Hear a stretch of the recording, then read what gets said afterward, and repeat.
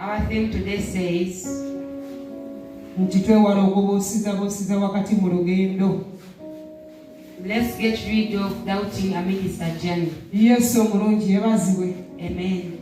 Tuyina ngendo ze tutambula. We'll have journeys that we always kubanga ne mu bulokozi bwe twalokoka luno olugendo lwe tutambula. Because even salvation that we entered bw'oba oli ewaka eyo waliwo olugendo lw'otambula when you're there at home, there is a journey that you move. ku mulimu gy'oli waliwo olugendo lw'otambula. Place there is a journey that mu buli kimu ky'okola lugendo lw'otambula. whatever you do, basaba ne banyaba ne mubuweereza wano bwe tuli lugendo lwe tutambula.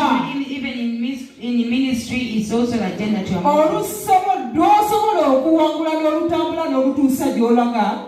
The one in which you are able to overcome and reach. ate mwana wattu olugendo olwo lusobola okwefuukirira n'olemererwa mu kkubo. That journey can even challenge you and impair you amidst. olugendo si lwe lugaanyi. It's not the journey that he has failed. naye ng'olumu gwe kiri ku gwe buzibu. But sometimes you may be the real problem. yesu omulungi yebazibu. Amen.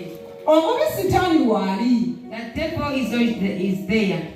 naye ate oyinza okwekanga nti gwe buzibu. But sometimes you may find that nyinza okwekanga nga nze buzibu. I may be the problem. kubanga nzikiriza sitaani okunkozesa.